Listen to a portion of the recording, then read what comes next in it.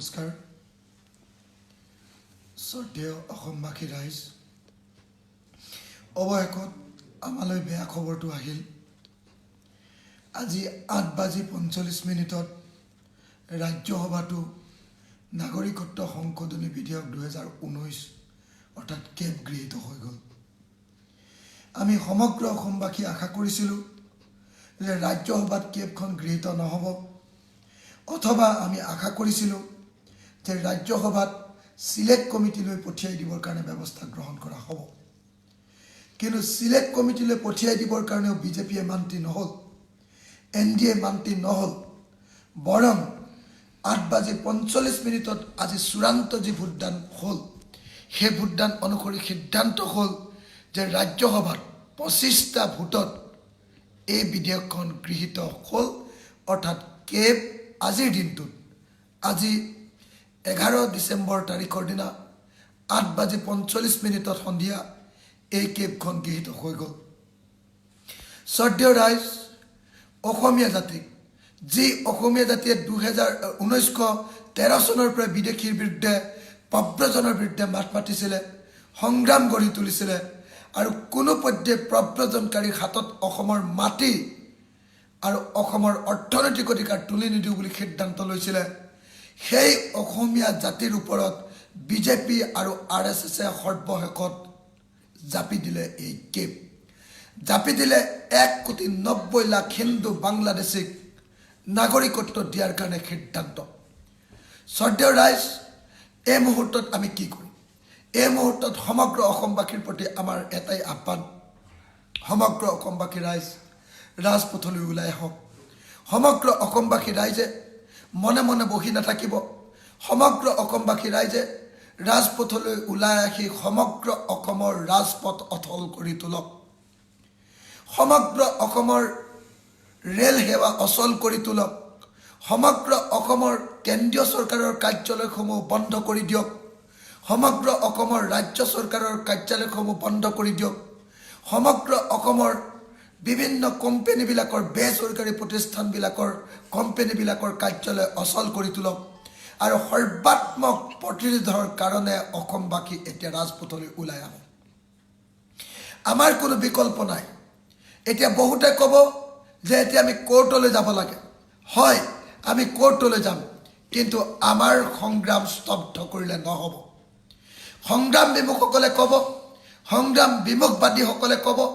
যে তোমালোকে আন্দোলন কৰি লাভ নাই তোমালোকে কোৰ্টলৈ যোৱা আমি নিশ্চয় কোৰ্টলৈ যাম কিন্তু কোৰ্টৰ ওপৰতো শেষ ভৰসা কৰাটো সম্ভৱপৰ নহয় গতিকে এই মুহূৰ্তত আমি দুখন ৰণ একেলগে চলাব লাগিব 1 নম্বৰ ৰণখন হ'ল অসমৰ জনগণে সৰ্বাত্মকভাৱে ৰাজপথলৈ ওলাই আহি সমগ্ৰ অসম অচল কৰি তুলিব লাগিব আৰু যেতিয়ালৈকে কেব বাতিল কৰাৰ সিদ্ধান্ত ঘোষণা নকৰিব তেতিয়ালৈকে আমাৰ এই সংগ্ৰাম শান্তিপূৰ্ণ আৰু গণতান্ত্ৰিকভাৱে চলাই ৰাখিব লাগিব আমাৰ দ্বিতীয় পথটো হ'ল উচ্চতম ন্যায়ালয়লৈ যোৱা আমি সকলোৱে নিশ্চয় উচ্চতম ন্যায়ালয়লৈ যাম আমি কৃষক মুক্তি সংগ্ৰাম সমিতিও উচ্চতম ন্যায়ালয়লৈ যাবৰ কাৰণে ইতিমধ্যে পেটিশ্যন ৰেডি কৰিছোঁ সাজু কৰিছোঁ আৰু আমি সুপ্ৰিম কোৰ্টৰ বিভিন্ন এডভোকেটৰ লগত এই সন্দৰ্ভত ইতিমধ্যে আলোচনা কৰি সিদ্ধান্ত গ্ৰহণ কৰিছোঁ কিন্তু শ্ৰদ্ধেয় ৰাইজ আমি সকলোৱে মানিবই লাগিব যে এই সময়ত আমি হতাশ হ'লে নহ'ব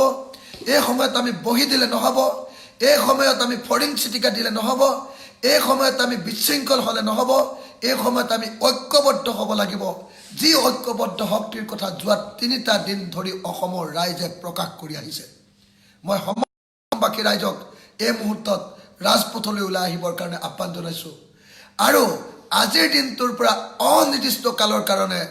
অসমৰ ৰাজপথ অসমৰ ৰেলপথ কেন্দ্ৰীয় চৰকাৰৰ কাৰ্যালয় ৰাজ্য চৰকাৰৰ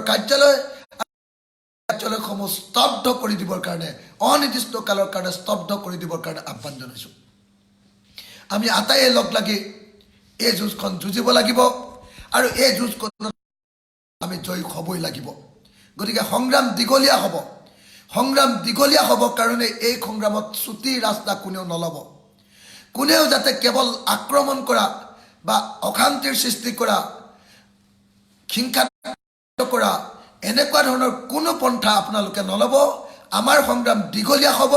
কিন্তু বজ্ৰ কঠোৰ হ'ব এই সংগ্ৰাম আপোচবিহীন হ'ব এই সংগ্ৰাম আৰু যিকোনো প্ৰকাৰে হ'লেও কেব বাতিল কৰাবই লাগিব যিদিনা পৰ্যন্ত কেব বাতিল নহ'ব সেইদিনা পৰ্যন্ত আমি সমগ্ৰ অসমৰ ৰাইজ ঐক্যবদ্ধ হৈ থাকিব লাগিব মই শেষত এটাই কথা কওঁ অসমীয়া মানুহ আছে সকলোৱে এই মুহূৰ্তত বিজেপিৰ পৰা পদত্যাগ কৰক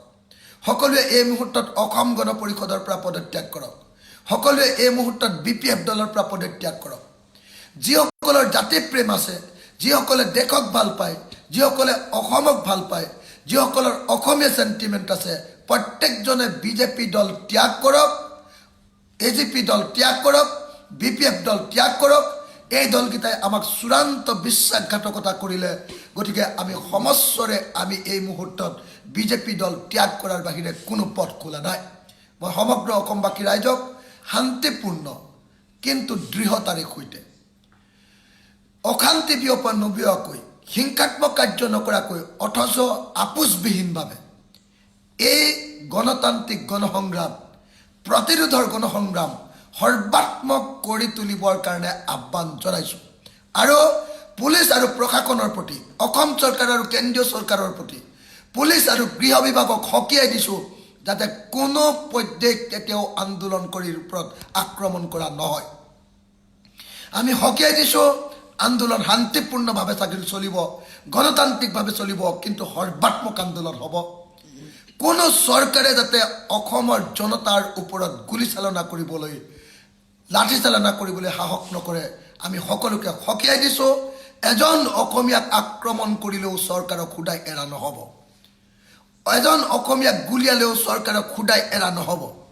গতিকে এই মুহূৰ্তত অসম চৰকাৰক আমি সাৱধান কৰি দিছোঁ সকীয়াই দিছোঁ যাতে শান্তিপূৰ্ণ আন্দোলনকাৰীৰ ওপৰত কোনো অত্যাচাৰ কৰা নহয় মই সমগ্ৰ অসমবাসী ৰাইজক আকৌ ৰাজপথলৈ ওলাই আহি অনিৰ্দিষ্ট কালৰ কাৰণে অসম স্তব্ধ কৰি দিবৰ কাৰণে আহ্বান জনাইছোঁ ধন্যবাদ জয় আই অসম ইনকলাব জিন্দাবাদ